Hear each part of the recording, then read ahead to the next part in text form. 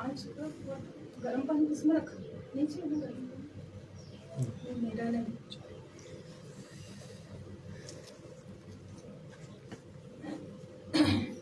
परमेश्वर पिता का एक बार फिर धन्यवाद करते हैं आज के इस दिन के लिए, सुंदर समय के लिए जिसे परमेश्वर ने हम सबके जीवन में दिया। अपनी बड़ी दया के कारण, उसकी कृपा के कारण हम आज के इस दिन को देख पा रहे हैं। उस जीवित परमेश्वर का हम धन्यवाद करते हैं और प्रभु यीशु मसीह में आप सबको जय मसीह की कहता हूँ।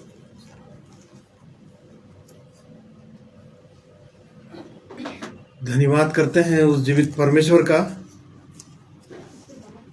जिसने आज के दिन तक मुझे संभाला और निश्चित रूप से आप सबों को भी परमेश्वर ने संभाला होगा। मैं उस जीवित परमेश्वर का धन्यवाद करता हूँ। सचमुच वो धन्यवाद के योग्य परमेश्वर है और उसका धन्यवाद हमारे जीवनों से निरंतर होना ही चाहिए। और उसी उद्देश्य के लिए परमेश्वर ने हम सबको बनाया है कि उसकी महिमा हो, मनुष्यों के जीवनों से उस जीवित परमेश्वर की महिमा हो। और इसीलिए उसने हमें बनाया है और अब तक उसने हमें संभाला है और इसलिए उस जीवित परमेश्वर का मैं धन्यवाद करता हूँ। आइए इसके पहले कि हम आराधना आरंभ करें, परमेश्वर से प्रार्थना करें, उससे सामर्थ मांगे। आज के दिन वो हमारी सहायता करे ताकि हम उसके चरणों में बैठें और उससे सीखें, उस जीवित परमेश्वर से सीखें। ये उसकी इच्छा है और इसलिए आइए हम प्रार्थना करते हैं आज के दिन के लिए, ये सुंदर समय के लिए। उससे आइए प्रार्थना करेंगे। प्रेमी दयालु अनुग्रहकारी परमेश्वर पिता, एक बार फिर आपका धन्यवाद करता हूँ आज के इस दिन के लिए, इस सुंदर समय के लिए जिसे आपने हम सबके जीवन में दिया। आज का दिन आपने दिखाया जिसमें हम मगन और आनंदित हो सकते हैं। हृदय से धन्यवाद करते हैं परमेश्वर पिता आपके महान प्रेम के लिए। आपने हमसे प्रेम किया और प्रेम का प्रमाण आपने ये दिया, अपने इकलौते पुत्र प्रभु यीशु मसीह को क्रूस पर देकर आपने बता दिया कि आप मनुष्यों से कितना प्रेम करते हैं। ऐसे महान प्रेम के लिए मैं आपका धन्यवाद करता हूँ। धन्यवाद करता हूँ परमेश्वर पिता आपके पवित्र जीवित सामर्थी वचनों के लिए, जिसके द्वारा परमेश्वर पिता आप हमसे बातचीत करते हैं, जिसके खुलने से ही प्रकाश होता है। आपका वचन हजारों रुपयों और मोहरों से भी उत्तम है। आपने अपने वचन इसीलिए दिए हैं ताकि हम इसको यत्न से माने। आपका वचन पवित्र है, उस चांदी के समान है जो भट्टी में मिट्टी में ताई गई है और 7 बार निर्मल किया हुआ पवित्र वचन है। आपका नियम विश्वास योग्य है। आपका वचन खरा है जो प्राण को बहाल कर देता है। आपका नियम विश्वास योग्य है जो साधारण लोगों को भी बुद्धिमान बना देता है। ऐसे पवित्र जीवित सामर्थ्य वचन के लिए मैं आपका धन्यवाद करता हूँ, जिसके द्वारा परमेश्वर पिता आपने मुझसे भी बातचीत किया और इसी वचन के द्वारा परमेश्वर पिता आपने मेरी दशा को दिखाया और इसी वचन के द्वारा परमेश्वर पिता आपने जीवन दिया है। और इसलिए ऐसे पवित्र जीवित वचन के लिए मैं धन्यवाद करता हूँ, जो आज भी आपका वचन हमसे बातचीत करता है और आपका वचन मन फिराव को ही सिखाता है। और इसलिए मैं धन्यवाद करता हूँ परमेश्वर पिता आपके प्रिय पुत्र प्रभु यीशु मसीह के लिए, उसके पवित्र नाम के लिए धन्यवाद करता हूँ। प्रभु यीशु आपके क्रूस पर दिए हुए बलिदान के लिए धन्यवाद करता हूँ। प्रभु यीशु आपके पवित्र रक्त के लिए धन्यवाद करता हूँ जो आज भी क्रूस पर से बहता है। आज भी आपका रक्त कार्यकारी है आज भी प्रभु यीशु आपका रक्त हमारे पाप अपराधों को धोने में सामर्थी है, कार्यकारी है, कार्य करता है। और इसलिए मैं धन्यवाद करता हूँ ऐसे महान बलिदान के लिए, क्योंकि मनुष्य का छुटकारा किसी रीति से भी नहीं हो सकता था। मनुष्य अपने आप से छूट नहीं सकता था, परंतु धन्यवाद करते हैं परमेश्वर, आपने अपने इकलौते पुत्र प्रभु यीशु मसीह को क्रूस पर बलिदान देकर मनुष्य के छुटकारे के लिए आपने उपाय किया। मैं धन्यवाद करता हूँ। धन्यवाद करता हूँ पवित्र आत्मा के लिए, जिसे आपने सहायक के रूप में दिए हैं। और पवित्र आत्मा परमेश्वर, आज के दिन तक आपने हमारी सहायता किया, मैं आपका धन्यवाद करता हूँ। और भी परमेश्वर आज के दिन आपकी सहायता, आपकी अगुवाई को मांगते हैं, जबकि आज के दिन आपके पवित्र वचन को बोलना चाहता हूँ। आपकी सहायता, आपकी अगुवाई को मैं चाहता हूँ। यद्यपि मुझ में कुछ भी ज्ञान या बुद्धि नहीं है, परंतु मैं आपकी ओर दृष्टि करता हूँ। आपकी सहायता मैं अपने जीवन के लिए मांगता हूँ, ताकि आपके पवित्र वचन को बोल सकूं।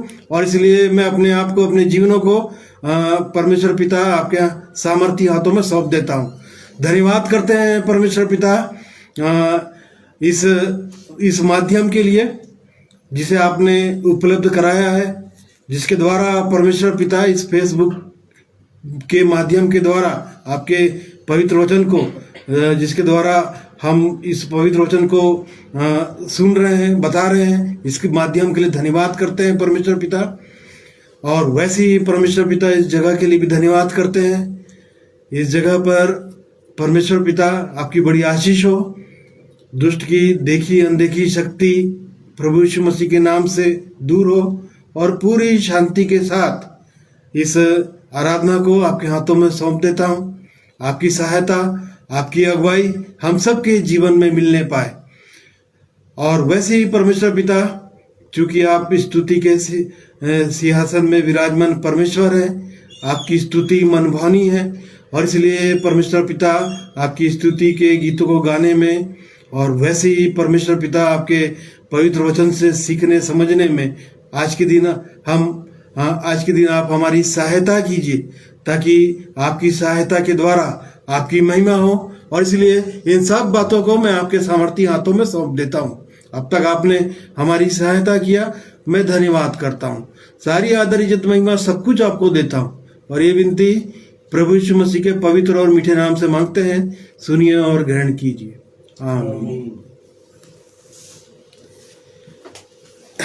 आइए, अब समय होगा कि हम परमेश्वर की स्तुति के गीतों को सुने, और भाई नरेश और उदय के द्वारा स्तुति के गीतों को सुनने में परमेश्वर सहायता और अगुवाई प्रदान करे।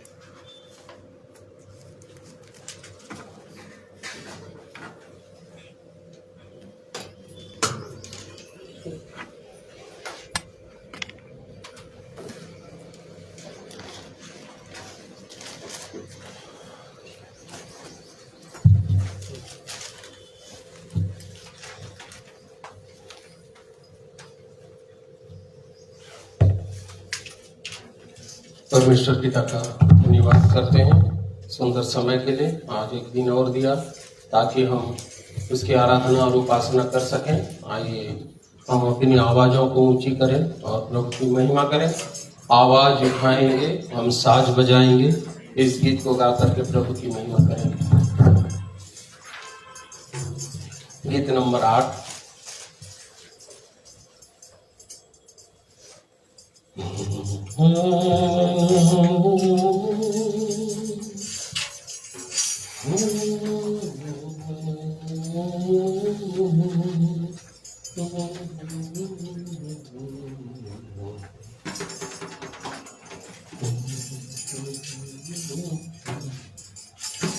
आवाज उठाएंगे, हम साथ बजाएंगे, हे यीशु महान खुदा, ये गीत सुनाएंगे। आवाज उठाएंगे, गाएंगे, हम साथ बजाएंगे, है यीशु महान अपना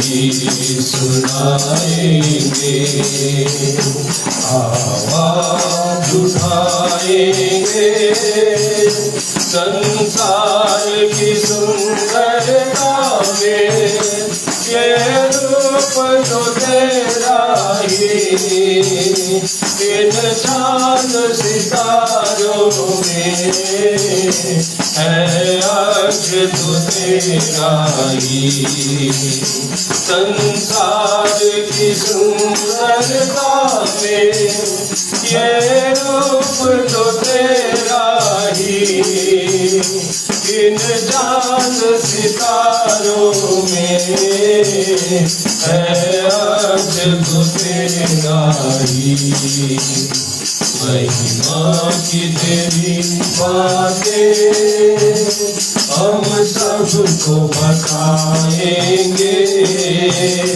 है यीशु महान अपना गीत सुनाएंगे, आवाज उठाएंगे, दिल तेरा खजाना है, एक बात मोहब्बत का, कहाँ पार सका कोई, सागर है उल्फत का, दिल तेरा खजाना है, एक बात मोहब्बत का, कहाँ पा न सका कोई, सागर है उल्फत का, हम तेरी मोहब्बत से दिल अपना सजाएंगे, है यीशु महान अपना यह गीत सुनाएंगे, आवाज उठाएंगे, ना देख सका हमको तू पाप के सागर में, और बन के मनुष्य आया आकाश से सागर में, ना देख सका हमको तू पाप के सागर में, और बन के मनुष्य आया आकाश से सागर में, मुक्ति का तू दाता है, दुनिया को बताएंगे, है यीशु महान अपना यह गीत सुनाएंगे, आवाज उठाएंगे, हम साथ बजाएंगे, है यीशु महान अपना यह गीत सुनाएंगे, आवाज उठाएंगे। प्रभु की महिमा में आइए और एक गीत गाएंगे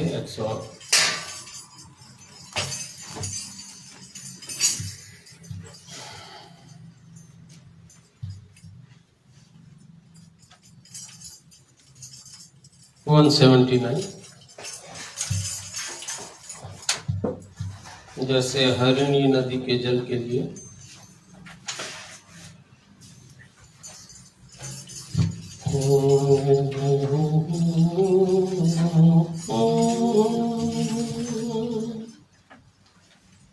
जैसे हरिणी नदी के जल के लिए, वैसे ही परमेश्वर मैं तेरे लिए आता हूँ। परमेश्वर का प्यासा हूँ।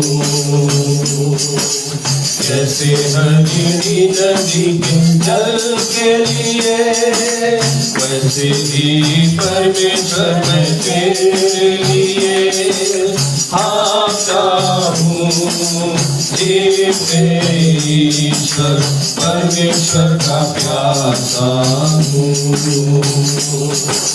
जैसे हरिणी नदी के जल के लिए, जब तक तुम यहोवा के संग रहोगे, तब तक वो तुम्हारे संग रहेगा।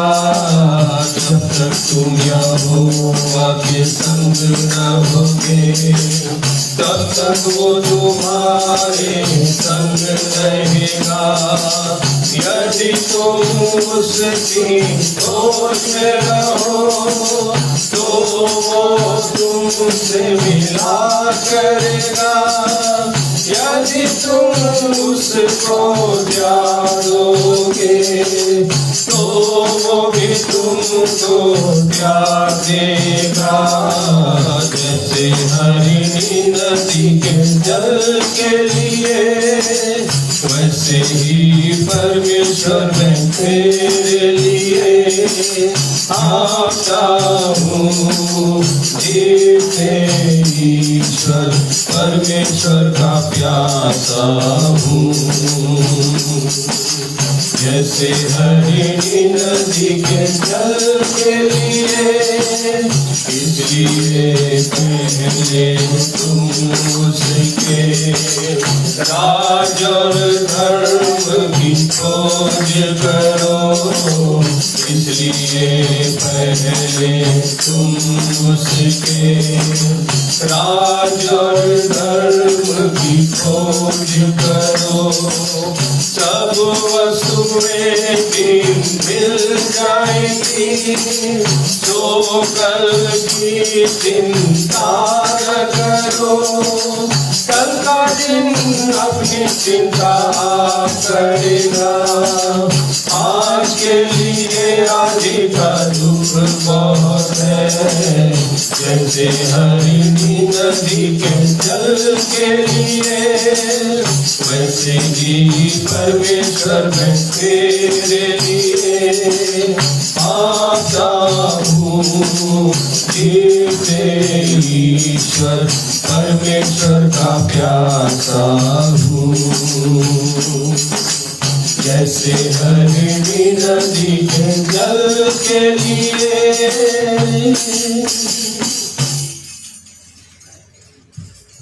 आइए भाई उदय कि प्रभु की महिमा में एक गीत गाएंगे और उसके बाद वचन के भाग में हम सब जाएंगे।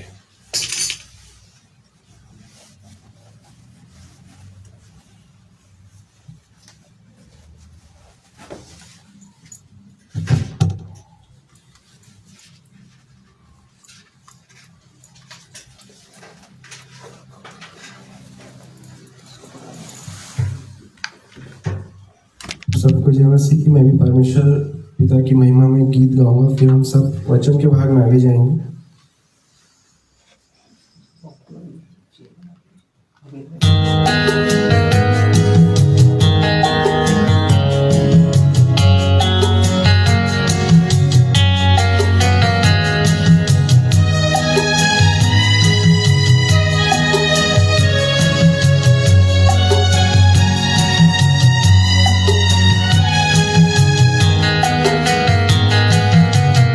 दाखलता तुम डालिया हो, मुझ में रहो तो फल लाओगे।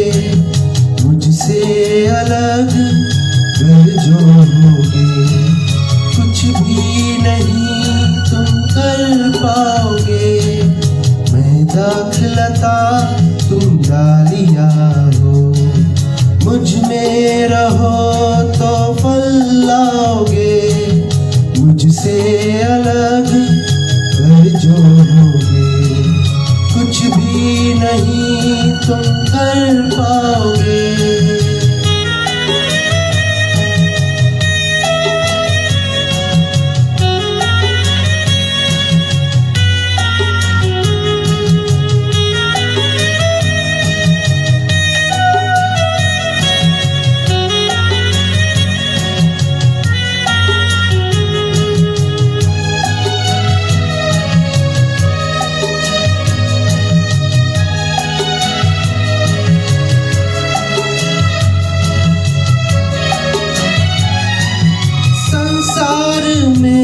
तुम्हें क्लेश होता है, ढाढ़स बांधो मैंने जीता इसे है।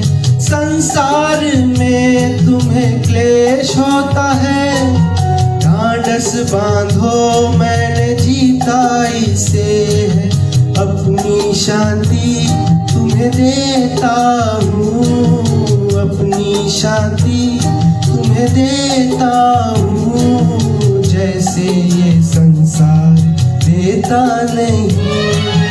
मैं दाखलता तुम डालिया हो, मुझ में रहो तो फल लाओगे, मुझसे अलग घर जो होगे, कुछ भी नहीं तुम कर पाओगे।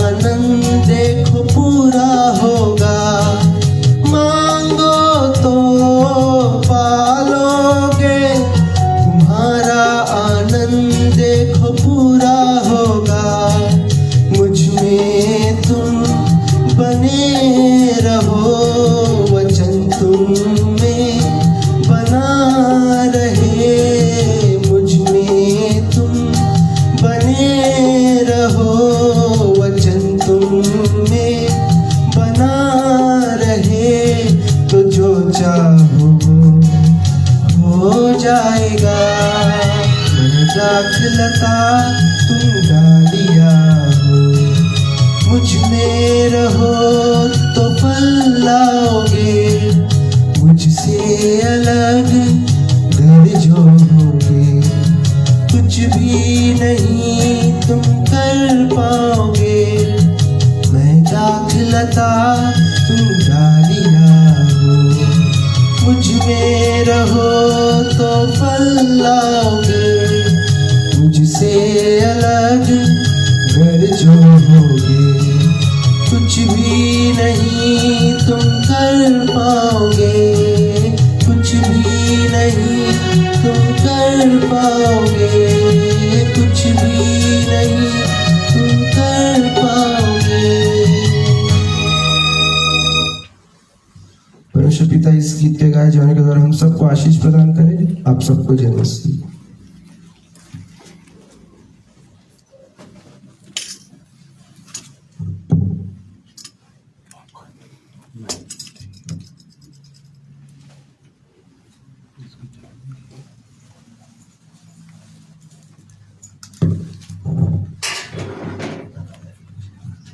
सुंदर गीत के लिए परमेश्वर पिता का धन्यवाद करते हैं भाई के। और सचमुच प्रभु यीशु मसीह ने दावा किया कि सच्ची दाखलता मैं हूं और तुम डाली हो। प्रभु यीशु मसीह ने दावा किया, आज तक ऐसा कोई दावा किसी ने नहीं किया। और ये भी कहा कि यदि तुम मुझ में बने रहो और मेरी बातें तुम में बनी रहे तो तुम फल सकते हो, और यदि तुम मुझ में ना बने रहो तो तुम फल नहीं सकते। और ये भी कहा कि मेरे पिता की महिमा इसी से होती है कि तुम जाकर बहुत सा फल लाओ और तभी तुम मेरे चेले ठहरोगे। देखिए, परमेश्वर इसीलिए मनुष्य को बनाया है कि उसकी महिमा मनुष्यों के जीवन से हो, और यही एकमात्र उद्देश्य है परमेश्वर का। क्योंकि सारी सृष्टि के परमेश्वर ने जो सृष्टि बनाया है, चाहे वो पेड़ हो, पौधे हो, पशु पक्षी हो, पर्वतें हैं, सूर्य चंद्रमा, सब लोग परमेश्वर की महिमा करते हैं। और एक ही परमेश्वर की महिमा नहीं करता, वो है मनुष्य। जिसको परमेश्वर ने अपनी महिमा के लिए बनाया। उस परमेश्वर ने मनुष्य को इसीलिए बनाया कि मनुष्यों के द्वारा परमेश्वर की महिमा हो, और इसलिए उसने अपनी आत्मा से मनुष्यों को दिया। परंतु हम शुरू से देखते आ रहे हैं परमेश्वर के वचनों में, आदम से लेकर पुराने नियम, परमेश्वर की महिमा मनुष्यों के जीवन से नहीं हो पाती। और यही एकमात्र उद्देश्य है परमेश्वर का, और इसीलिए वो हमको बनाया है कि ताकि हम हमारे जीवनों से परमेश्वर की महिमा हो। और एक मनुष्य कैसे उसकी महिमा कर सकता है, आइए इसी से आधारित वचनों को हम देखेंगे, जो पाया जाता है इफिसियों की पत्री, इफिसियों 3 अध्याय उसका 14 पद से 19 पद तक। इफिसियों की पत्री उसका 14 अध्याय उसका 19 पद तक परमेश्वर के पवित्र वचन में इस प्रकार लिखा है, मैं इसी कारण उस पिता के सामने घुटने टेकता हूँ जिससे स्वर्ग और पृथ्वी पर हर एक घराने का नाम रखा जाता है, कि वह अपनी महिमा के धन के अनुसार तुम्हें यह दान दे कि तुम उसके आत्मा से अपने भीतरी मनुष्यत्व में सामर्थ्य पाकर बलवंत होते जाओ, और विश्वास के द्वारा मसीह तुम्हारे हृदय में बसे, कि तुम प्रेम में जड़ पकड़कर और नेव डालकर सब पवित्र लोगों के साथ भली भांति समझने की शक्ति पाओ कि उसकी चौड़ाई और लंबाई और ऊंचाई और गहराई कितनी है, और मसीह के उस प्रेम को जान सको जो ज्ञान से परे है, कि तुम परमेश्वर की सारी भरपूरी तक परिपूर्ण हो जाओ। हाँ, यहाँ पर इफिसियों की कलीसिया को पौलुस पत्र लिखकर उनको इंक्रीज कर रहा है या उनको बढ़ाना चाह रहा है। और पौलुस के विषय में हम जानते हैं कि पहले उसका नाम शाऊल था, और वो स्तुपनुस के वध में सहमत था। देखिए, परमेश्वर के लोगों को सताता था, कलीसिया को सताता था, और इसी उद्देश्य से वो उद्देश्य में लगा हुआ था। और एक तब प्रभु यीशु मसीह ने उसको पकड़ा जब वो दमिश्क में दमिश्क के लोगों को बांध कर यरूशलेम में लाए, और इस अभिप्राय से वो जा रहा था। और तभी मार्ग में एक ज्योति चमकी और वो भूमि पर गिर गया, और शाऊल को एक आवाज सुनाई दी कि तू मुझे क्यों सताता है, क्यों सताता है। और तब फिर उसने पूछा कि हे प्रभु, तू कौन है। और तब उसने कहा कि मैं यीशु हूं और तू मुझको सताता है। और तब फिर पौलुस ने उससे कहा कि तू क्या चाहता है कि मैं तेरे लिए करूं। और तब फिर परमेश्वर ने प्रभु यीशु मसीह के द्वारा उससे बातचीत किया, और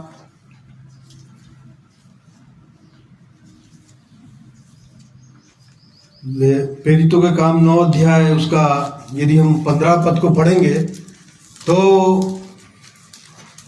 देखिए प्रभु यीशु मसीह ने उसको क्यों पकड़ा, किस उद्देश्य के लिए पकड़ा, वो परमेश्वर का। हाँ पढ़िए 9 का 15 पद। परंतु प्रभु ने उससे कहा, तू चला जा, क्योंकि वह तो अन्य जातियों और राजाओं और इस्राएलियों के सामने मेरा नाम प्रकट करने के लिए मेरा चुना हुआ पात्र है। हाँ, और मैं उसे बताऊंगा कि मेरे नाम के लिए उसे कैसा कैसा दुख उठाना पड़ेगा। हाँ देखिए, परमेश्वर का वह चुना हुआ पात्र था, और परमेश्वर के कार्यों के लिए उसको कितना दुख उठाना पड़ेगा ये मैं उसे बताऊंगा। और इसीलिए उसको परमेश्वर ने पकड़ा था, चुना था, और वो अपनी गवाही भी ऐसी देता है। जैसा पहला तीमुथियुस 1 अध्याय उसका यदि 12 पद को पढ़ेंगे तो वो बता रहा है कि मैं तो पहले निंदा करने वाला, कलीसिया को सताने वाला, अंधेर करने वाला, परंतु मुझ पर इसलिए दया हुई। हाँ पढ़िए तो। मैं अपने प्रभु मसीह यीशु का, जिसने मुझे सामर्थ दी है, हाँ। धन्यवाद करता हूँ कि उसने मुझे विश्वास योग्य समझकर अपनी सेवा के लिए ठहराया। हाँ। मैं तो पहले निंदा करने वाला और सताने वाला और अंधेर करने वाला था, तो भी मुझ पर दया हुई, क्योंकि मैंने अविश्वास की दशा में बिन समझे बुझे ये काम किए थे। हाँ देखिए, वो अपनी गवाही दे रहा था कि मैंने ये अविश्वास की दशा में बिन समझे बुझे ये काम किया था, परंतु जब परमेश्वर ने उसे पकड़ा और अपनी बातों को उसने बताया, क्योंकि पुराने नियम से लेकर उस समय तक परमेश्वर के जितने भी संत हुए थे, परमेश्वर की जो सीक्रेट योजना थी या गुप्त बातें थी या रहस्य की जो बातें थी, परमेश्वर ने पौलुस के जीवन में इन बातों को प्रकट किया कि परमेश्वर का भेद कौन है। परमेश्वर का भेद मसीह है, मसीह अर्थात परमेश्वर का जीवन, और ये जीवन मनुष्यों के अंदर में होना चाहिए, आना चाहिए। और इन बातों को पौलुस के जीवन में परमेश्वर ने प्रकट किया। और यहां पर भी इफिसुस की कलीसिया को पत्र लिख रहा है, या उनको इनकरेज कर रहा है, या उनके लिए प्रार्थना कर रहा है कि उनके लिए वो क्लेश उठा रहा है। देखिए, उनके लिए दुख भी उठाया है, उनके लिए क्लेश भी उठा रहा है कि मुझे तुम्हारे लिए जो क्लेश हो रहा है इसके कारण साहस ना छोड़ो, और इसमें तुम्हारी महिमा होती है। देखिए, आज भी हम देखते हैं कि सचमुच में प्रभु यीशु मसीह के नाम से क्लेश होता है। आज भी लोगों हम देखते हैं ऐसा वातावरण है, और बहुत से लोग ऐसा वातावरण देखकर पीछे हट जाते हैं, या इस सुंदर जीवन को पाकर पीछे हट जाते हैं, या प्रभु यीशु मसीह से दूर हो जाते हैं। परंतु देखिए, पौलुस उनको इफिसुस की कलीसिया के लोगों को इंक्रीज कर रहा है, उनको बढ़ा रहा है, और इसलिए वो यहाँ पर वो उनके लिए घुटनों में प्रार्थना भी कर रहा है कि उनका विश्वास जाता ना रहे, या उनका साहस जाता ना रहे, उनका विवाद टूटने ना पाए, और इसलिए उनको इंक्रीज कर रहा है, उनको बढ़ा रहा है। और वो यहाँ पर ये बोल रहा है कि जैसा 16 पद में भाई ने पढ़ा कि वह अपनी महिमा के धन के अनुसार तुम्हें यह धन दे। देखिए, अपनी महिमा, वो परमेश्वर अपनी महिमा लोगों से कराना चाहता है, उसका यही उद्देश्य है। जैसा भाई गीत गा रहे थे कि मेरी महिमा इसी में होती है कि तुम बहुत सा फल लाओ, और तभी तुम मेरे चेले ठहरोगे। प्रभु यीशु मसीह ने भी कहा, और सचमुच में वो अपनी महिमा कराना चाहता है, और इसी उद्देश्य के लिए वो मनुष्यों को बनाया है। यशायाह 43 अध्याय यदि उसका 7 पद को पढ़ेंगे तो देखिए, परमेश्वर किस लिए मनुष्य को रचा है।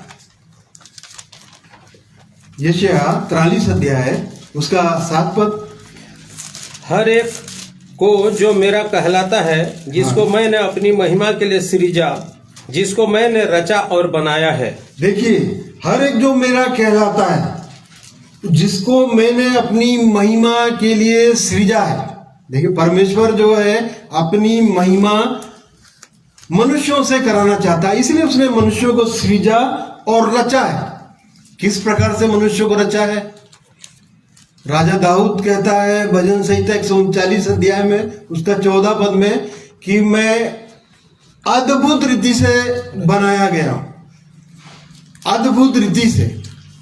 और सचमुच में परमेश्वर मनुष्य को जब बनाया तो हर किसी को बनाते समय, चाहे पेड़ पौधा हो, पशु पक्षी हो, सूर्य चंद्रमा हो, परमेश्वर ने बोलकर बनाया, लेकिन मनुष्यों को उसने कैसे बनाया? हाथों से गूंथ कर बनाया। मिट्टी ली, उसने हाथों से गूंथ कर बनाया, उसमें मांस चढ़ाया, चमड़ा चढ़ाया और अपनी आत्मा से उसको दिया। देखिए, ये अंतर मनुष्यों के लिए किया और उसका एक मात्र उद्देश्य यही है कि वो अपनी महिमा मनुष्यों के द्वारा कराए। परंतु हम देखते हैं कि आदम से लेकर मनुष्यों ने उसकी महिमा नहीं की, बल्कि उसकी महिमा को नाशवान चीजों में बदल दिया। देखिए, परमेश्वर के हाथों के कार्यों को देखकर, ये सूर्य, चंद्रमा और इस वातावरण को देखकर परमेश्वर की महिमा को मनुष्यों ने घास खाने वाले प्रतिमा में बदल दिया। देखिए, और इस कारण परमेश्वर का क्रोध मनुष्यों के जीवन में प्रकट होता है।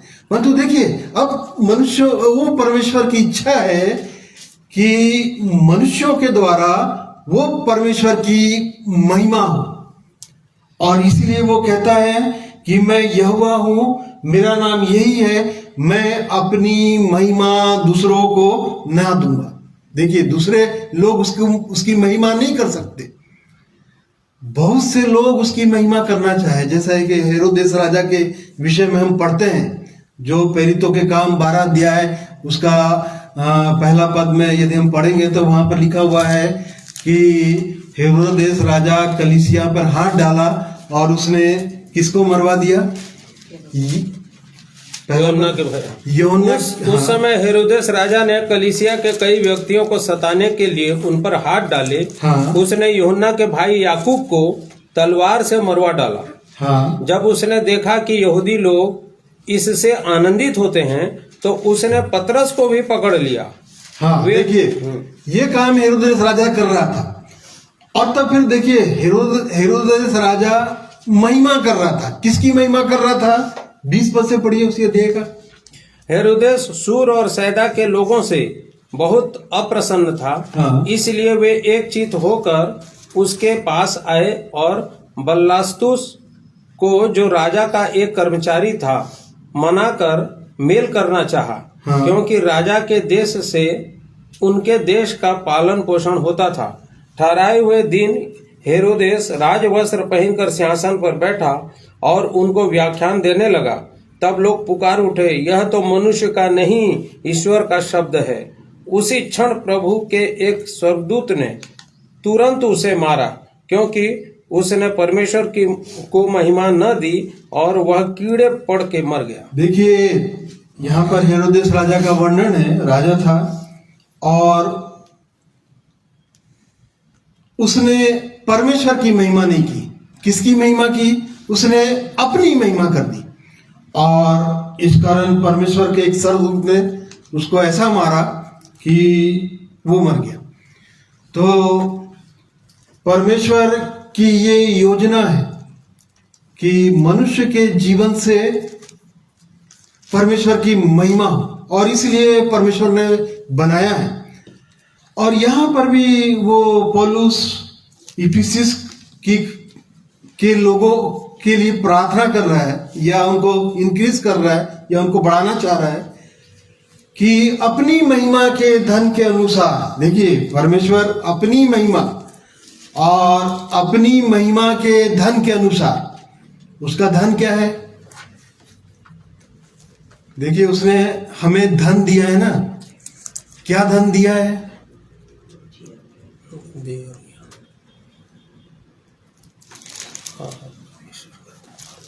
परमेश्वर का धन क्या है? बुद्धि एवं ज्ञान, मसीह। दूसरा कुरिन्थी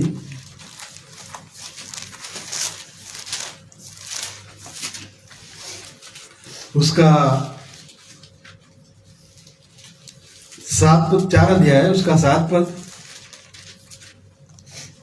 परंतु हमारे पास वह धन मिट्टी के बर्तनों में रखा है कि यह असीम सामर्थ हमारी ओर से नहीं वरन परमेश्वर ही की ओर से ठहरे। देखिए, वो धन मिट्टी के बर्तनों में रखा है। देखिए, ये मिट्टी है, ये शरीर जो है मिट्टी से बनाया है परमेश्वर ने, और उसमें अपना धन अर्थात पवित्र आत्मा हमको दिया, और ये एक धन है। और ये धन इसलिए देता है परमेश्वर ताकि उसकी महिमा हो हमारे जीवनों से। मतलब वो पवित्र आत्मा जो हमें दिया है परमेश्वर ने, अपने घराने में हमें सम्मिलित किया है। जैसा यहाँ पर लिखा ना कि मैं उस पिता के सामने घुटना टेकता हूं जिसे स्वर्ग और पृथ्वी पर हर एक घराने का नाम रखा जाता है। अपने घराने का नाम रखा जाता है, मतलब वो अपने घराने में सम्मिलित करता है परमेश्वर एक मनुष्य को पवित्र आत्मा देकर। और वो पवित्र आत्मा कैसे आता है मनुष्यों के जीवन में? जब एक मनुष्य अपने जीवन को देखता है, परमेश्वर पर विश्वास करता है और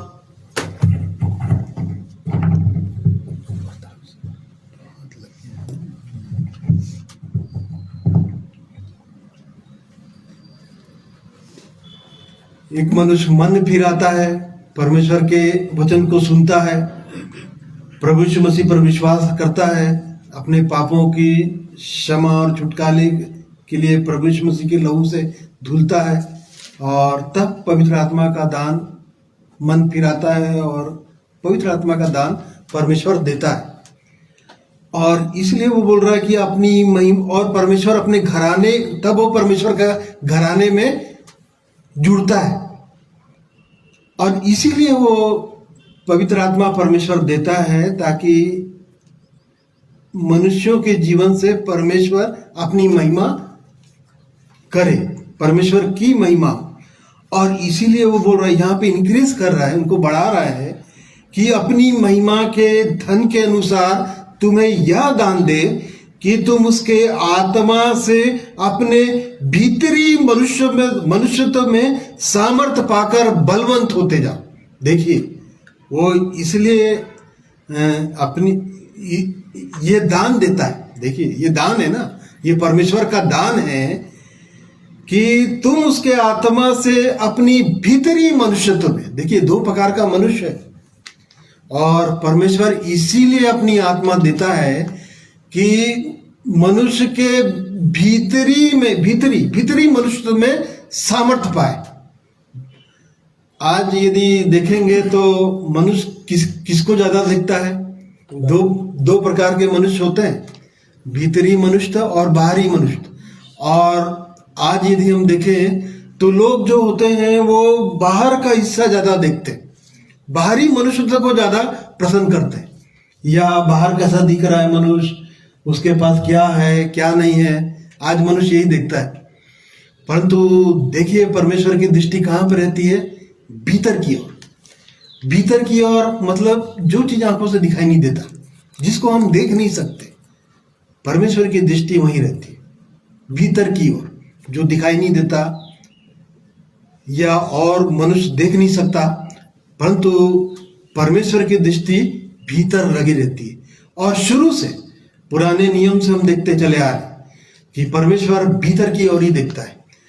जब हम पहला राजा को देखते हैं, जब लोगों ने राजा मांगा तो परमेश्वर ने किसको चुना? शाऊल को चुना। और परमेश्वर की इच्छा को उसने पूरा नहीं किया। शाऊल ने परमेश्वर की आज्ञा का उल्लंघन किया और परमेश्वर ने उसको रिजेक्ट कर दिया। और तब फिर परमेश्वर का जन शमूएल के विषय में हम पढ़ते हैं कि वो बहुत दिन तक विलाप करते रहा। लिखा हुआ है कि बहुत दिन तक वो विलाप करता रहा, पहला शमूएल 16 अध्याय। और तब फिर परमेश्वर ने उससे कहा कि मैंने शाऊल को तो नहीं चुना, परंतु तू क्यों विलाप करता है? तू यिशै के घर जा, उसके पुत्रों में से मैं एक पुत्रों को मैंने चुन लिया है। और तब वो शमूएल नबी यिशै के यहाँ पहुंचा और तब उसके पुत्रों को देखने लगा, तो उसके पुत्रों में से एक पुत्र को एलियाब की ओर दृष्टि किया। 16 अध्याय उसका 6 पद है क्या? ये कौन सा पद है? 6 पद। हाँ पढ़िए तो। जब वे आए तब उसने एलियाब पर दृष्टि करके सोचा, निश्चय यह जो यहोवा के सामने है वही उसका अभिषिक्त होगा। हाँ परंतु यहोवा ने शमूएल से कहा, न तो उसके रूप पर दृष्टि कर और न उसके कद की ऊंचाई पर, क्योंकि मैंने उसे अयोग्य जाना है। क्योंकि यहोवा का देखना मनुष्य का सा नहीं है। मनुष्य तो बाहर का रूप देखता है, परंतु यहोवा की दृष्टि मन पर रहती है। देख लीजिए, परमेश्वर शुरू से बताता चला आ रहा है कि मनुष्य की दृष्टि कहाँ लगी रहती है? बाहर की ओर लगी रहती है, बाहरी जीवन देखता है। परंतु वो परमेश्वर की दृष्टि भीतर की ओर लगी रहती है, मन की ओर लगी रहती है, हृदय की ओर लगी रहती है।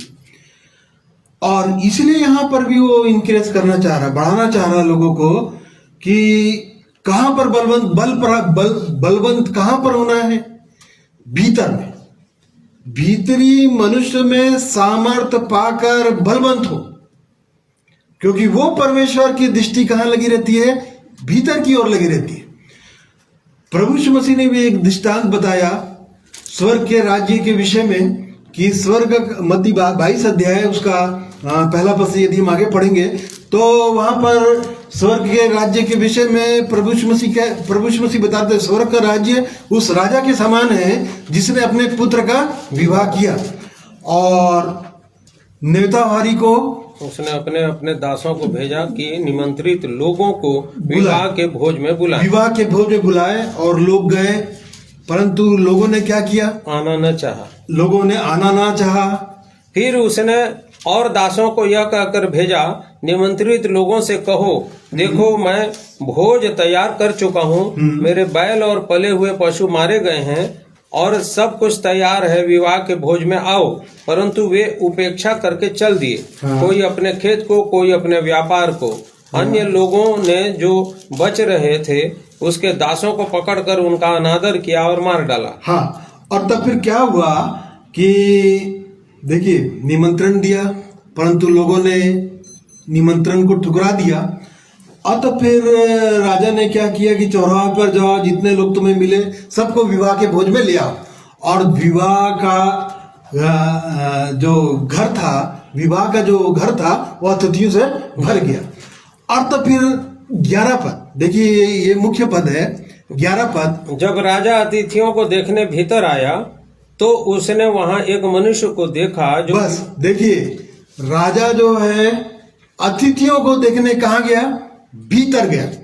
और तब फिर उसने एक मनुष्य को देखा। देखिए, वो परमेश्वर भीतर ही देखना चाहता है। अतिथियों से घर भर गया और तब फिर उसने देखने कहाँ गया? भीतर गया। और इसलिए यहां पर भी हम देख रहे हैं कि वो परमेश्वर की दृष्टि मनुष्यों के भीतर में लगी हुई है। वो भीतर ही आकर देखना चाहता है और भीतर में ही हमको क्या होना है? बलवंत बनना है। और इसलिए देखिए, पौलुस यहाँ इफिसुस की कलीसिया को कि तुम उसके आत्मा में अपनी भीतरी मनुष्य में सामर्थ पाकर बलवंत होते जाओ। देखिए, बल प्राप्त करना है, क्योंकि यदि हम भीतर में यदि बलवंत नहीं होंगे तो इस आत्मिक मार्ग में आगे नहीं चल पाएंगे। और इसलिए परमेश्वर हमारे भीतर में हमको बलवंत करना चाहता है। और शुरू से परमेश्वर की दृष्टि मनुष्यों के मन में लगी रहती है। प्रभु यीशु मसीह ने भी कहा कि जो भीतर से निकलता है वही मनुष्य को अशुद्ध करता है। और भीतर से मरकुस 7 अध्याय उसका 20 पद से यदि आगे पढ़ेंगे तो भीतर से क्या निकलता है वहां सब कुछ लिखा हुआ है। और यही मनुष्य को क्या करता है? अशुद्ध करता है या परमेश्वर से दूर करता है, परमेश्वर के निकट आने से दूर करता है। या इन सब बातों के कारण मनुष्य जिस प्रकार से बढ़ना चाहिए उस प्रकार से बढ़ नहीं पाता। और वो परमेश्वर चाहता है कि कहाँ तक वो बढ़ाना चाहता है कि मसीह के उस प्रेम को जान सकूं जो ज्ञान से परे है, तुम परमेश्वर की सारी भरपूरी तक क्या हो जाओ? परिपूर्ण हो जाओ। परमेश्वर के सारी भरपूरी मतलब वो सारी भरपूरी तक। मतलब परमेश्वर, देखिए वो परमेश्वर हमारे जीवन से प्रकट हो, और इसलिए भीतरी मनुष्य में सामर्थ हमको, भीतरी मनुष्य में हमको बढ़ना है, और इसलिए वो उनके लिए प्रार्थना कर रहा है कि भीतरी मनुष्य में सामर्थ पाकर। और वो परमेश्वर सामर्थ किसको देता है, किन की ओर दृष्टि करता है? दूसरा इतिहास 16 अध्याय उसका 9 पद में यदि हम पढ़ेंगे तो परमेश्वर की दृष्टि इस पृथ्वी पर, देखिए, इसलिए फिरती रहती है कि जिसका मन उसकी ओर से निष्कपट हो, उसकी सामर्थ में वो अपनी सामर्थ दिखाए, जिसका मन उसकी ओर से निष्कपट रहे। क्योंकि यदि सामर्थ्य नहीं रहेगा तो हम बल नहीं प्राप्त कर सकते। और पवित्र शास्त्र में फिरौन के विषय में लिखा हुआ है, प्रेरितों के काम 9 अध्याय उसका 17 पद में, कि मैंने फिरौन को इसीलिए खड़ा किया है कि उसमें अपनी सामर्थ दिखाऊं और मेरे नाम का प्रचार सारी पृथ्वी पर। देखिए वो परमेश्वर अपनी महिमा हमारे जीवनों के द्वारा कराना चाहता है, और इसीलिए उसने वो फिरौन अर्थात इस संसार का दुष्ट, इस संसार का राजा, जो इस संसार का राजा है, और उसके सम्मुख वो परमेश्वर अपने नाम का प्रचार करना चाहता है, या लोग जाने। तो ये परमेश्वर की इच्छा है, और इसलिए हमको भीतरी मनुष्य में सामर्थ पाकर हमको क्या बनना है? बलवंत बनना है, बल प्राप्त करना है।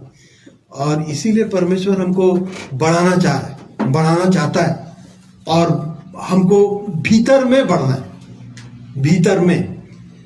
और इसलिए बोल रहा है कि विश्वास के द्वारा मसीह तुम्हारे हृदय में बसे।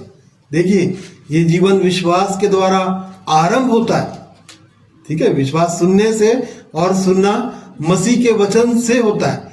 और ये विश्वास के द्वारा वो मसीह अर्थात परमेश्वर का जीवन, ठीक है? मसीह अर्थात मसीह जो हमारा जीवन है, या परमेश्वर का स्वभाव, और इसको जो है प्रभु यीशु मसीह ने प्रकट किया। मतलब परमेश्वर का जीवन को और किसी ने प्रकट नहीं किया, उसके इकलौते पुत्र प्रभु यीशु मसीह ने प्रकट किया परमेश्वर के गुणों को, कि परमेश्वर प्रेम है, परमेश्वर आनंद है, परमेश्वर शांति है, परमेश्वर दया है, कृपा है, धीरज है। और इसलिए वो यहाँ पर कह रहा है कि विश्वास के द्वारा मसीह तुम्हारे हृदय में बसे। देखिए मसीह कहाँ बसना चाहिए? हमारे हृदय में, अर्थात वो परमेश्वर का जीवन हमारे हृदय में बसना चाहिए। और तुम प्रेम में जड़ पकड़कर, देखिए जब मसीह हमारे हृदय में बसेगा तो प्रेम में जड़ पकड़कर, नेव डालकर, और सब पवित्र लोगों के साथ भली भांति समझने की शक्ति पाओ।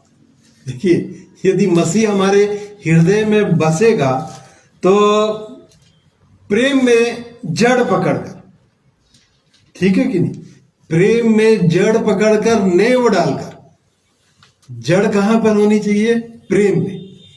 क्योंकि ये प्रेम जो है ये कैसे हमको प्राप्त हुआ? रोमियो 5 अध्याय उसका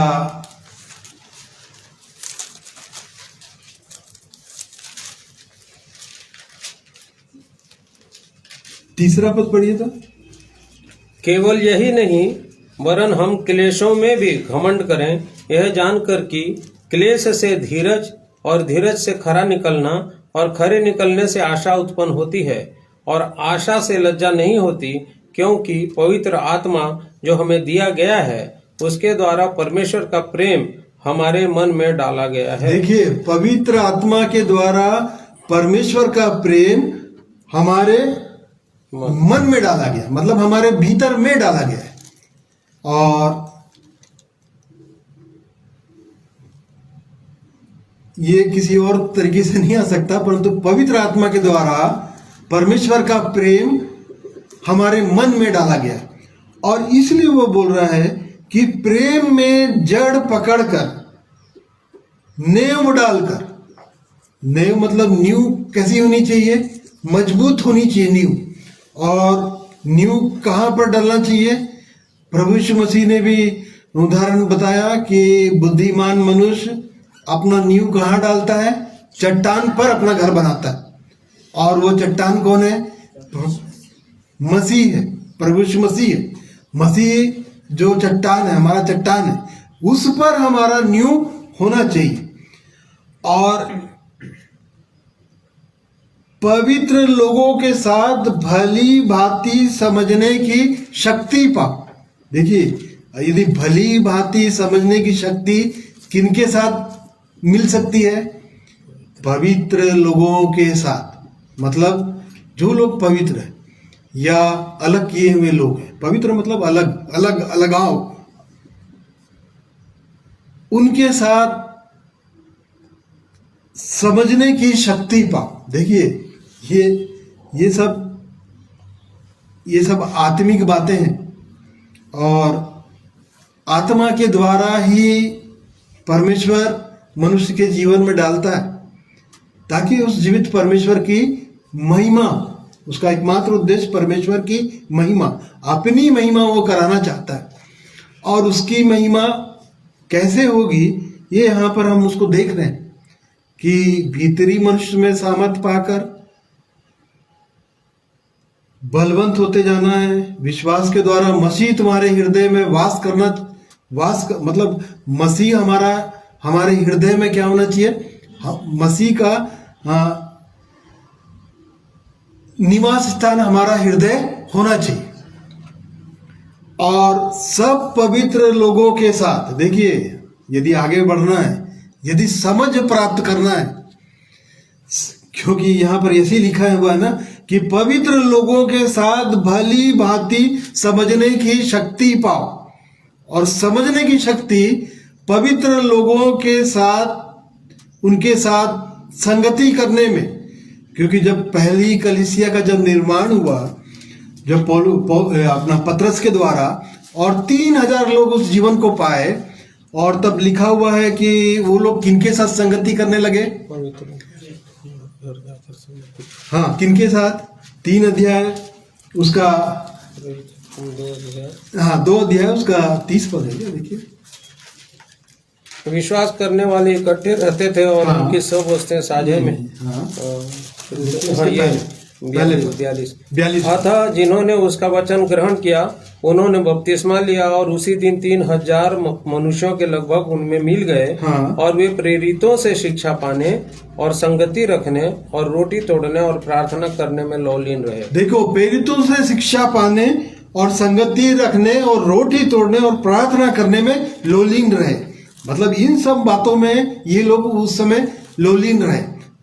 और वैसे ही यहाँ पर भी हम लोग को ये इफिसियस की कलीसिया को उस समय पौलुस पत्र के द्वारा, और यदि आज हम इन वचनों को यदि हम आज पढ़ रहे हैं, ये वचन हम मेरे लिए, हम सब के लिए है, तो यदि हम उसके समझने की शक्ति को यदि हमको प्राप्त करना है, तो पवित्र लोगों के साथ भली भांति समझने की शक्ति प्राप्त करो। क्योंकि यदि समझ नहीं होगा तो हम कुछ भी नहीं कर सकते। समझ भी परमेश्वर का आत्मा है ना, और समझ को प्राप्त करना ही है हमको। क्योंकि प्रभु यीशु मसीह ने एक दृष्टांत बताया, बीज बोने वाला दृष्टांत, ठीक है कि नहीं? और तब फिर एक बोने वाला, मत्ती 13 अध्याय में, और तब फिर एक बोने वाला बीज बोने निकला, और तब फिर बीज, उसका तीसरा पद को पढ़िए तो, 13 अध्याय का तीसरा पद। और उसने उनसे दृष्टांतों में बहुत सी बातें कही। हाँ। एक बोने वाला बीज बोने निकला। हाँ। बोते समय कुछ बीज मार्ग के किनारे गिरे और पक्षियों ने आकर उन्हें चुग लिया। हाँ, देखिए मार्ग के किनारे कुछ बीज गिरे और पक्षियों ने उन्हें आकर चुग लिया। इसके विषय में प्रभु यीशु मसीह ने अपने चेलों को क्या बताया, उसी का 19 पद पढ़िए। जो कोई राज्य का वचन सुनकर नहीं समझता, उसके मन में जो कुछ बोया गया था उसे वह दुष्ट आकर छीन ले जाता है। देखिए, यदि समझ नहीं रखेंगे, यदि समझ हमारे पास नहीं है, तो देखिए परमेश्वर के राज्य का वचन दुष्ट आकर क्या ले जाता है, छीन ला जाता है। देखिए, यदि समझ नहीं होगा तो ये मार्ग के किनारे का जीवन होगा और दुष्ट उसको आकर क्या करेगा, छीन लेगा। और इसलिए यहाँ पर बोल रहा है कि पवित्र लोगों के साथ भली भांति समझने की शक्ति पाओ। और इसलिए हम मूसा देखिए कितनी सुंदर प्रार्थना कर रहा था। भजन संहिता 90 अध्याय उसका 12 पद में, हे परमेश्वर मुझे अपने दिन गिनने की समझ दे ताकि मैं क्या हो जाऊं, बुद्धिमान हो जाऊं। देखिए, यदि बुद्धिमान होना है तो हमको प्रार्थना करना पड़ेगा और पवित्र लोगों के साथ भली बातें समझने की शक्ति पाना है। तो पवित्र लोगों के साथ हमको क्या करना पड़ेगा, संगति करना ही है। और किसी के द्वारा हमको समझ प्राप्त नहीं होगा। पवित्र लोग, पवित्र मतलब अलग किए हुए लोग, संसार से अलग किए हुए लोग, शरीर से अलग किए हुए लोग, इनको बोलता है ना अलग। और परमेश्वर शुरू से ही अलग करना चाहता है और इसलिए वो चाहता है कि हम उसकी समझने की शक्ति को पाए। और समझ जो होती है उसी के द्वारा घर बनता है, उसी के द्वारा घर स्थिर होता है, क्योंकि घर तो बुद्धि से बनता है। देखिए, इस घर के विषय में परमेश्वर का वचन इस घर के विषय में कह रहा है कि घर बुद्धि से बनता है और समझ के द्वारा स्थिर होता है। देखिए, स्थिर होगा किसके द्वारा, समझ के द्वारा ही स्थिर होगा। और नहीं तो समझ नहीं होगा तो फिर परमेश्वर का वचन, परमेश्वर के राज्य की बातों को दुष्ट आकर क्या करेगा, छीन लेगा। और समझ नहीं रखने के कारण वो सुंदर जीवन को मनुष्य वंचित रह जाएगा। क्योंकि यदि मनुष्य प्रतिष्ठित भी हो, यदि मान सम्मान, यदि संसार का मान सम्मान भी हो, तो परमेश्वर का वचन कहता है कि यदि मनुष्य समझ नहीं रखता है तो मनुष्य पशु सरीखा है जो मर मिटते हैं। देखिए, मनुष्य की तुलना पशुओं से करता है परमेश्वर, यदि समझ नहीं है। और यदि हमको समझ पाना है तो भीतरी मनुष्य में हमको क्या पाना पड़ेगा, सामर्थ पाकर बलवंत होते जाओ। और सामर्थ तो परमेश्वर देता है, वो परमेश्वर सामर्थी परमेश्वर है। और वो सामर्थ किनको देता है, जिनका अय्यूब 17 अध्याय उसका 9 पद को पढ़िए। तो भी धर्मी लोग अपना मार्ग पकड़े रहेंगे। हाँ। और शुद्ध काम करने वाले सामर्थ पर सामर्थ पाते जाएंगे। देखिए, धर्मी लोग अपना मार्ग पकड़े रहेंगे और जो लोग शुद्ध काम करते रहेंगे वो क्या कैसे होंगे, सामर्थ पर सामर्थ। देखिए, परमेश्वर की सामर्थ उनके जीवन में बढ़ती चली जाएगी, परमेश्वर की सामर्थ। और यदि सामर्थ नहीं हो, बल नहीं हो या बलवंत ना होंगे तो इस आत्मिक जीवन में आगे नहीं बढ़ पाएंगे।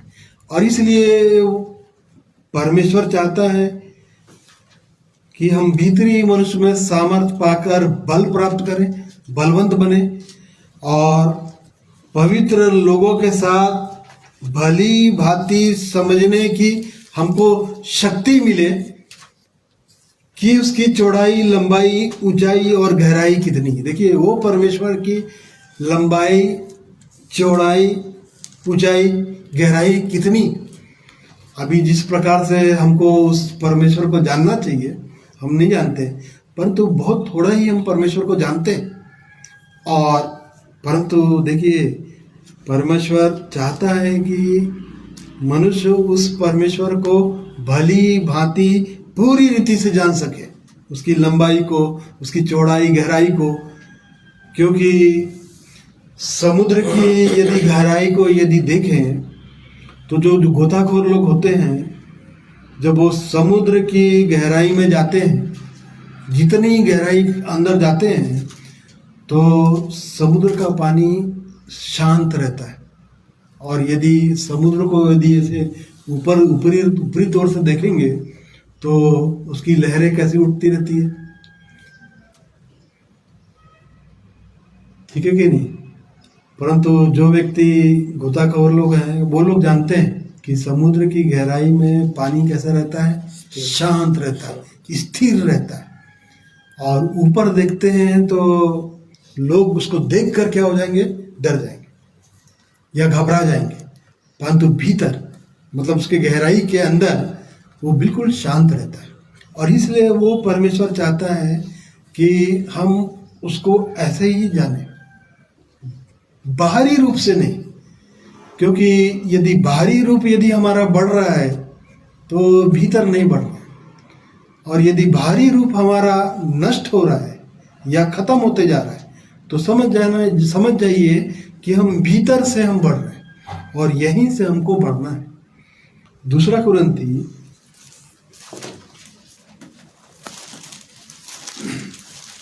पौलुस प्रेरित दूसरा कुरिन्थी 4 अध्याय उसका 16 पद पढ़िए।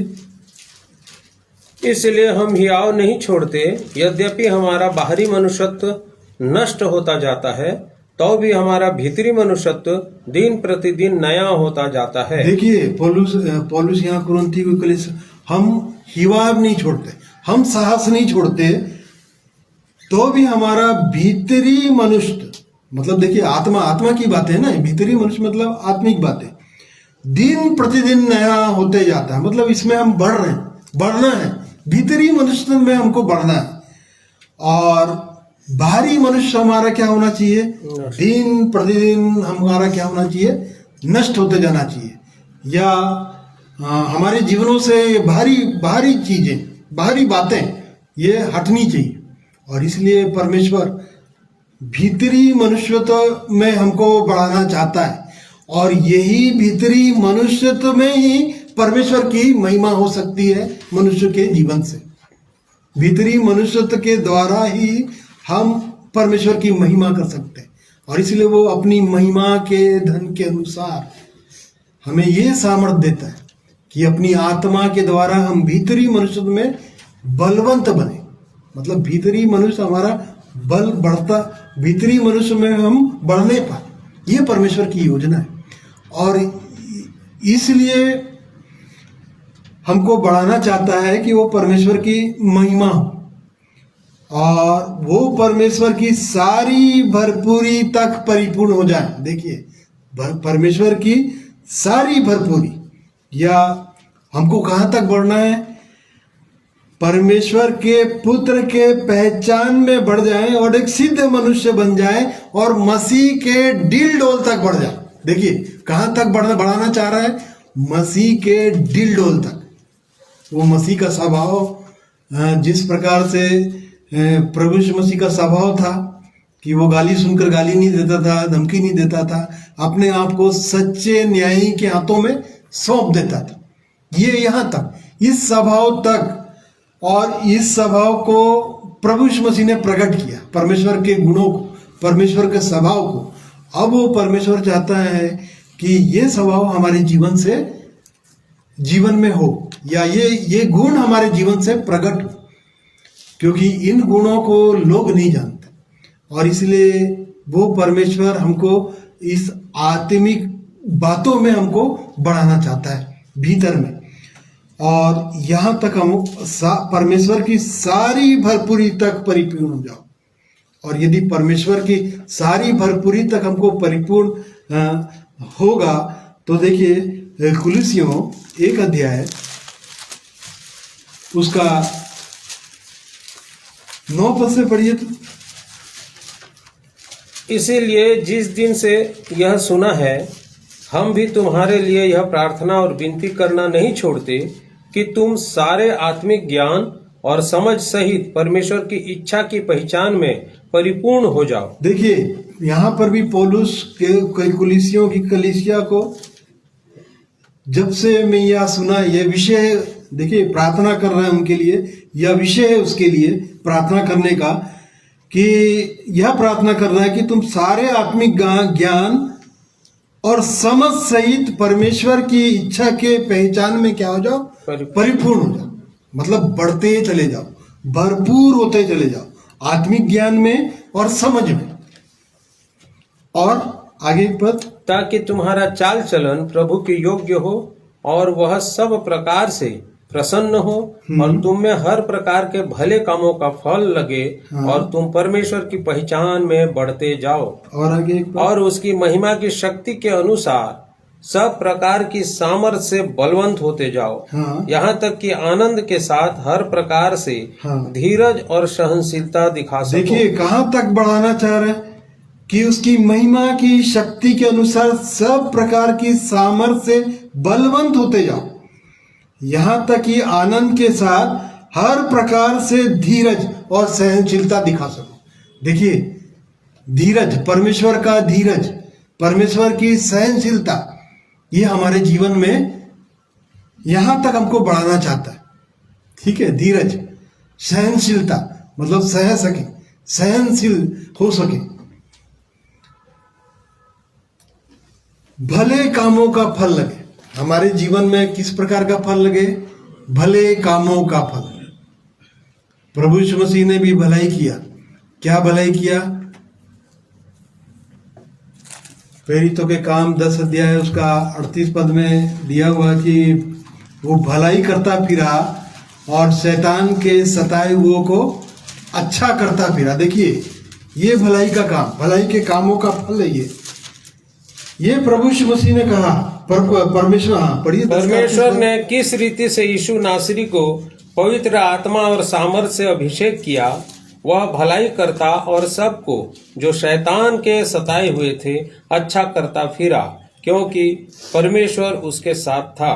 देखिए सब प्रकार के भलाई का काम ये प्रभु यीशु मसीह ने ये भलाई किया। आज सचमुच में शैतान जो है या दुष्ट जो है एक मनुष्य को क्या कर रहा है? सता रहा है और घसीट घसीट के नीचे की ओर, हमेशा हमेशा के लिए विनाश की ओर लेके जा रहा है। परंतु देखिए प्रभु यीशु मसीह ने ये भलाई का काम किया कि शैतान के सताए हुओं को अच्छा करता फिरा, क्योंकि परमेश्वर उसके साथ था। और ये यहाँ तक हमको परमेश्वर बढ़ाना चाह रहा है कि उसकी महिमा की शक्ति के अनुसार सब प्रकार की सामर्थ्य से हमको क्या करना चाह रहा है? बलवंत बनाना चाह रहा है। हमारा बल जो है वो बढ़ना ही चाहिए। और सचमुच में यदि बल नहीं रहेगा तो हम वो दुष्ट का सामना नहीं कर पाएंगे, या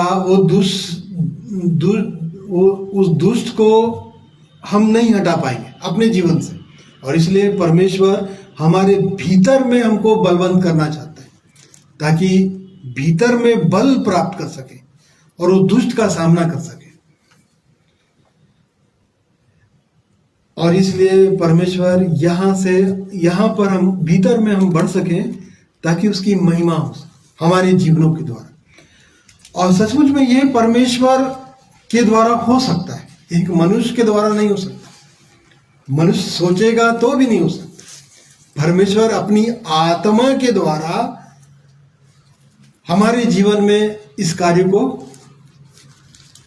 कर सकता है, करता है। और सचमुच में वो ऐसा ही बनाना चाहता है, ताकि हम मसीह के उस प्रेम को जान सके। देखिए मसीह का प्रेम है ना, परमेश्वर का प्रेम है। और मसीह का प्रेम एक मनुष्य को क्या करता है? तोड़ता है, विवश कर देता है। देखिए मसीह का प्रेम एक मनुष्य को विवश करता है, तोड़ता है या मजबूर कर देता है परमेश्वर के चरणों में आने के लिए। कि एक मनुष्य, प्रभु यीशु मसीह मुझ पापी के लिए क्रूस पर गया, ठीक है कि नहीं? ये विवश करता है वो जाना किसको था? जाना मुझको था। मेरे कामों के अनुसार मेरा दंड यही था।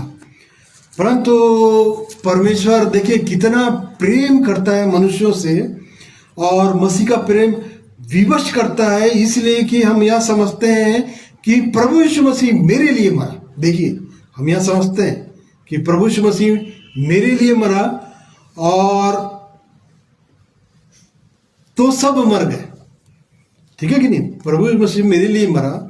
अब वो मेरे लिए इसलिए मरा कि हम आगे को देखिए, इस निमित्त सबके लिए मरा कि जो जीवित है आगे को अपने लिए ना जिए, परंतु किसके लिए जिए?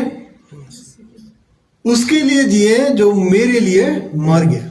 देखिए प्रभु यीशु मसीह जो मेरे लिए मर गया, हम आगे को जीवित ना रहे। और इसलिए देखिए मसीह का प्रेम हमको विवश करता है, मजबूर करता है परमेश्वर के चरणों में आने के लिए। ये मसीह का प्रेम है, और यहाँ तक हमको बढ़ाना चाहता है, और ये हो कर सकता है, परमेश्वर कर देता है। फिलिपियों 3 अध्याय उसका 21 पद पढ़िए तो। वह अपनी शक्ति के उस प्रभाव के अनुसार जिसके द्वारा वह सब वस्तुओं को अपने वश में कर सकता है, हाँ, हमारी दीनहीन देह का रूप बदलकर अपनी महिमा की देह के अनुकूल बना देगा। देखिए परमेश्वर अपनी शक्ति के उस प्रभाव के अनुसार सब वस्तुओं को अपने वश में कर सकता है। हमारी दीनहीन देह को, देखिए दीनहीन देह है ना हमारी, कठोर देह, इसलिए तो पुराने नियम में परमेश्वर कि तुम्हारा पत्थर का हृदय निकाल कर क्या कर दूंगा? मांस का हृदय दे दूंगा। और हमारी दीनहीन देह, प्रभु यीशु मसीह ने भी कहा ना कि आत्मा तो तैयार है परंतु शरीर क्या है? दुर्बल है। और वो परमेश्वर हमारी दीनहीन देह को के रूप को बदल कर अपनी महिमा के देह के अनुकूल बना देगा। देखिए बना देगा, तो बनाएगा कब? जब हम अपने जीवन को उसके हाथों में देंगे, ठीक है कि नहीं? वो परमेश्वर कुम्हार है और हम क्या है? मिट्टी है। और वो परमेश्वर अपनी महिमा, देखिए अपनी महिमा हमारे जीवन से करना चाहता है। तो अपनी महिमा जब वो हमारे जीवन से करना चाहता है, जब तक हम अपने जीवन को उसके हाथों में नहीं देंगे तब तो वो कैसे करेगा? और इसलिए वो परमेश्वर चाहता है, परमेश्वर की इच्छा है कि हमारे रूप को बदलकर, देखिए वो बदल सकता है, ये कार्य वो कर सकता है। और जब एक मनुष्य अपने जीवन को उसके हाथों में दे देता है, पूरी रीति से उसके हाथों को में दे देता है, तो हमारी देह को रूप को बदलकर अपनी महिमा के देह के अनुकूल वो क्या कर देगा? बना देगा। ये परमेश्वर की इच्छा है और वो ऐसा चाहता भी है। और इसलिए यहाँ पर देखिए इफिसियों की कलीसिया को पौलुस ऐसा उनके लिए प्रार्थना कर रहा है, उनके लिए क्लेश उठा रहा है, उनके लिए दुख सह रहा है, और वो ये चाहता है कि यहाँ तक एक मनुष्य बढ़े।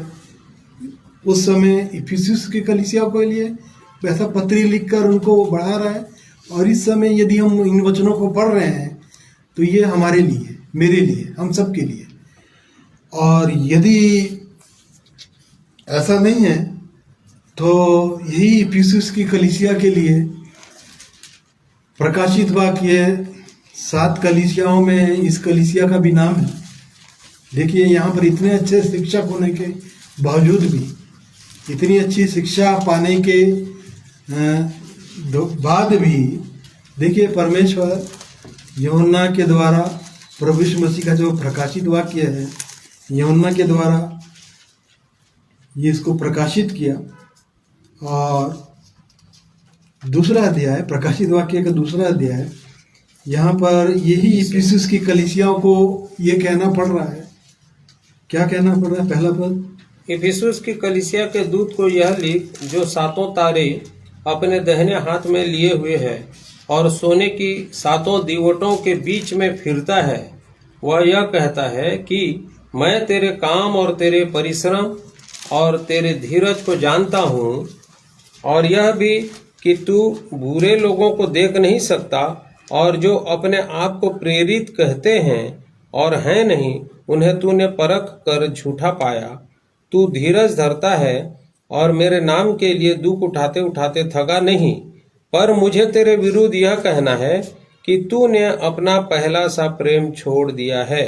और आगे इसलिए स्मरण कर कि तू कहाँ से गिरा है, और मन फिरा और पहले के समान काम कर। यदि तू मन न फिराएगा तो मैं तेरे पास आकर तेरी दीवट को उसके स्थान से हटा दूंगा। देखिए परमेश्वर यहाँ पर इफिसुस की, देखिए इतने सुंदर शिक्षा पाने के बावजूद भी इफिसुस के कलीसिया के विषय में यह कहना पड़ रहा है, जिसको तारीफ भी यहाँ पर किया, मैं तेरे धीरज को जानता हूँ, तू बुरे लोगों को देख नहीं सकता, और तू उन प्रेरितों को परख कर देख लिया, उनको झूठा भी पाया, और तू मेरे नाम के कारण दुख उठाते उठाते थका नहीं। परंतु मुझे तेरे विषय में तेरे विरुद्ध यह कहना है कि तू अपना पहला सा प्रेम छोड़ दिया। और इसलिए स्मरण कर कि कहाँ से गिरा, मन फिरा, पहले के समान काम कर, नहीं तो मैं तेरे दीवट को उसके स्थान से क्या कर दूंगा, हटा दूंगा। तो देखिए यहाँ पर इफिसुस की जीवित कलीसिया के विषय में परमेश्वर यहाँ ये कह रहा है, इतनी अच्छी शिक्षा पाने के बावजूद भी, और सचमुच हमको ये देखना है, इन वचनों के प्रकाश में हमको अपने व्यक्तिगत जीवन में ये देखना है, क्या भीतरी मनुष्यत्व में हम बलवंत हो रहे हैं कि बाहरी मनुष्यत्व में, या उसकी समझने की शक्ति को हम हमारे पास वो समझ की आत्मा है। और यदि समझ की आत्मा है तो सचमुच में इस आत्मिक जीवन में भीतरी मनुष्यत्व में हम आगे बढ़े और सचमुच में उस परमेश्वर के प्रेम को, मसीह के प्रेम को जान सके, जो ज्ञान से परे, और परमेश्वर की वो सारी भरपूरी, देखिए वो सारी भरपूरी तक हमको बढ़ाना चाहता है, वो प्रेम तक हमको बढ़ाना चाहता है। और इसलिए परमेश्वर इन वचनों के द्वारा हमारी सहायता करें, और इन वचनों के प्रकाश में और भी हम अपने जीवनों को देखें, जांचें कि हमारा भीतरी मनुष्यत्व में हम वो बलवंत हो रहे हैं। और यदि बलवंत हो रहे हैं तो सचमुच में उस परमेश्वर का हमको धन्यवाद करना ही चाहिए। और सचमुच में वो परमेश्वर हमारे दीनहीन देह को अपनी महिमा के देह में बदल देगा, ये परमेश्वर की इच्छा है। और ऐसा वो बढ़ाना चाहता है, भीतर से बढ़ाना चाहता है, बाहर से नहीं। और सचमुच में हमको भीतर में ही बढ़ना है। तो परमेश्वर इन वचनों के द्वारा हम सबको आशीष दे। आइए एक गीत और सुनेंगे परमेश्वर की महिमा के लिए।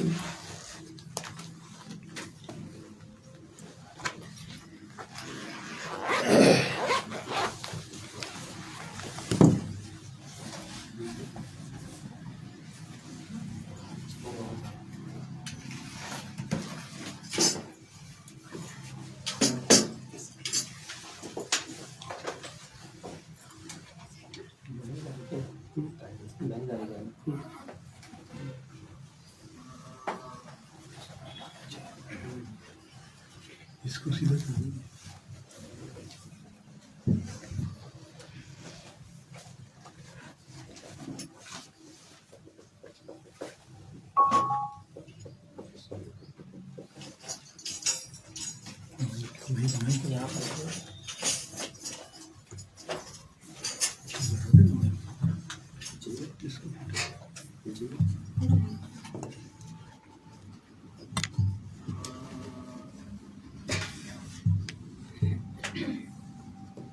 सबको जाना सीखो, पाएंगे।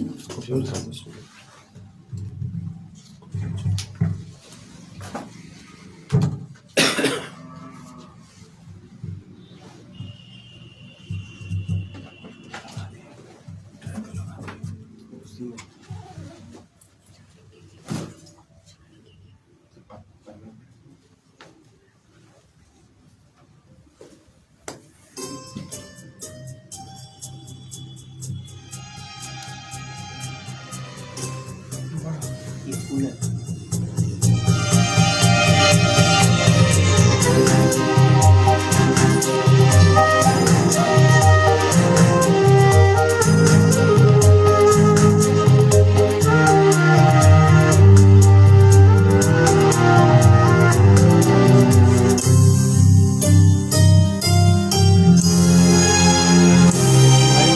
सूली पे चढ़ा तो मेरे लिए,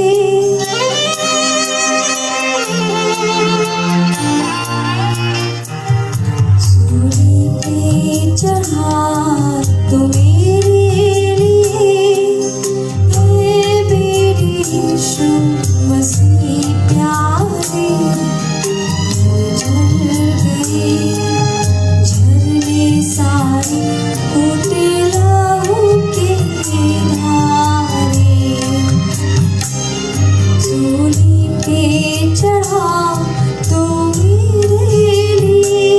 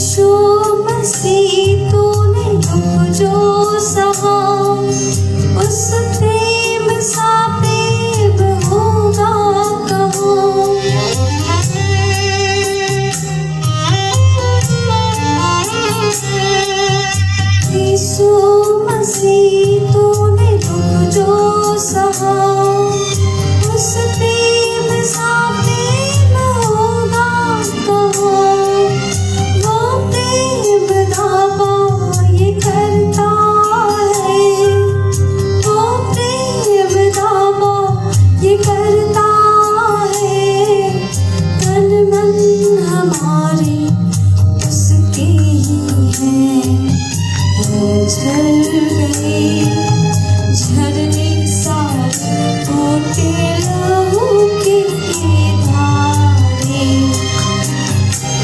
सूली पे चढ़ा तो मेरे लिए ऐ मेरे यीशु मसीह प्यारे जल गए झरने सारे टूटे लहू के धारे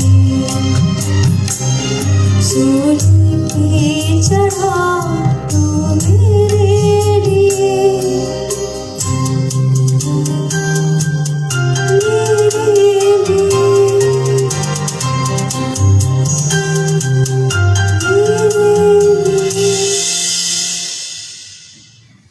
प्रभु आप सभी को आशीष कर इस गीत के सुने जाने पर।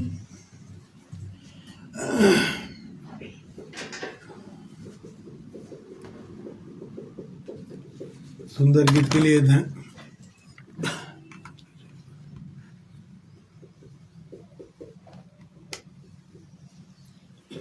सुंदर गीत के लिए बहन का धन्यवाद करते हैं। परमेश्वर ने सहायता किया और सचमुच प्रभु यीशु मसीह ने क्रूस पर अपना प्राण दिया है, अपना लहू दिया है और उसी से आधारित एक गीत था और इस सुंदर गीत के लिए धन्यवाद करते हैं। आइए प्रार्थना करेंगे। प्रेमी दयालु अनुग्रहकारी परमेश्वर पिता, एक बार फिर आपका धन्यवाद करते हैं। आज के दिन में आपने हमारी सहायता किया आपके गीतों को गाने में और वैसे ही परमेश्वर पिता आपके पवित्र वचन से देखने में, सीखने में, समझने में आपने हमारी सहायता किया। मैं आपका धन्यवाद करता हूँ। सचमुच परमेश्वर पिता, आपकी इच्छा है कि हमारा भीतरी मनुष्य आप में बढ़े या आत्मा में हम बढ़े और इसलिए परमेश्वर आप चाहते हैं कि हम इस आत्मिक रीति में और आगे बढ़ें और इसलिए परमेश्वर ऐसे सुंदर वचनों के लिए हम धन्यवाद करते हैं जिसे आपने दिया है, जिसके द्वारा हम देख सकते हैं, जान सकते हैं कि हमको भीतर में हमको आगे बढ़ना है, आपके प्रेम में आगे बढ़ना है। और इसलिए मैं धन्यवाद करता हूँ ऐसे पवित्र जीवित सामर्थी वचनों के लिए। धन्यवाद करता हूँ परमेश्वर प्रभु यीशु मसीह के वो महान बलिदान के लिए जिसमें आपने अपना सारा लहू बहा दिया। आपका नाम उंडेले हुए इत्र के समान है। आपने अपने आप को उंडेल दिया क्रूस पर। प्रभु यीशु आपने अपना लहू दे दिया पूरा। आप जल की नाई बह गए। आपका वचन कहता है आप जल की नाई बह गए ताकि एक मनुष्य उस उद्धार के जीवन को पा सके और इस आत्मिक जीवन के मार्ग में आगे बढ़े। और इसलिए आपने उद्धार के कार्य को पूरा किया। आपने परमेश्वर की इच्छा को प्रभु यीशु आपने पूरा किया और इसलिए आप चाहते हैं कि हमारे जीवन में भी वो कार्य हो और हम भी इस आत्मिक जीवन के मार्ग में और आगे बढ़ें। और इसलिए परमेश्वर पिता आपने वचन दिए हैं, इसके लिए मैं धन्यवाद करता हूँ। आपने पवित्र आत्मा दिया है जो सहायक के रूप में है और अब तक आपने सहायता कर रहा है। मैं आपका धन्यवाद करता हूँ। और सचमुच परमेश्वर पिता, जबकि आपने इन सब बातों को हमारे जीवन में प्रकाशित किया और भी हमारी सहायता कीजिए कि इस आत्मिक जीवन के मार्ग में हम आगे बढ़ें। और सचमुच परमेश्वर पिता, जिससे आपकी महिमा हो। और इसलिए परमेश्वर पिता धन्यवाद करता है आप तक की सहायता के लिए। आपने आज के दिन में हमारी सहायता किया, आपके पवित्र वचन के प्रकाश में बैठ सके, आपकी स्तुति के गीतों को गाने में आपने हमारी सहायता किया। मैं धन्यवाद करता हूँ। आज के दिन में आपने हमारी सहायता किया, आपकी अगुवाई के द्वारा हम इस प्रकार आपकी आराधना कर सके, इसके लिए मैं आपका धन्यवाद करता हूँ। सारी आदर, इज्जत, महिमा सब कुछ आपको देता हूँ और ये विनती प्रभु यीशु मसीह के पवित्र और मीठे नाम से मांगते हैं। सुनिए और ग्रहण कीजिए।